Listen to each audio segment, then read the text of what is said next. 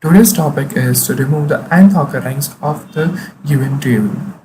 To solve this problem, what we are going to do is we are going to create a function and in which we are going to use a dot append and the counter value. Let's get started. First, we are creating a function named remove. We are passing the parameters list b and the n.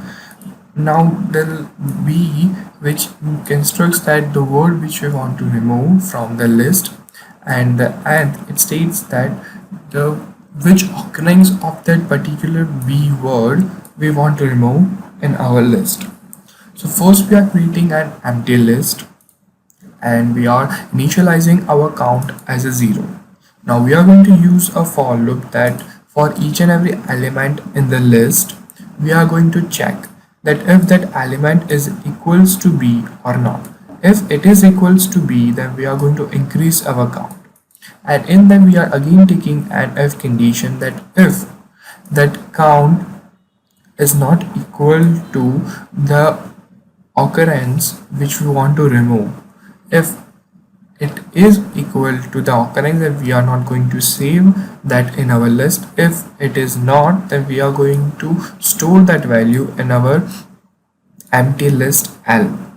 Else we are storing that value in our L, and after that we are overwriting the list with an L, and then we are having an if condition that if the count is still 0, then we are going to return nothing, else we are going to return our list.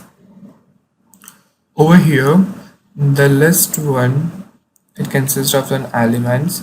I have used a map and a join and a split function over here. So what it does is it's going to take the input from the list and I'm splitting it with the spaces which I have given in between them, and I'm joining that splitted elements using the map function, and I'm creating a list from those elements. After that, in the B, I have taken the input that which word I want to remove, and in the N, that particular occurrence which I wanted to remove from our list, and in the output to calling the function. Now, as you can see, I have given the list elements A, B, A, C, D, and B and A. I want to remove the A having the second occurrence in our list.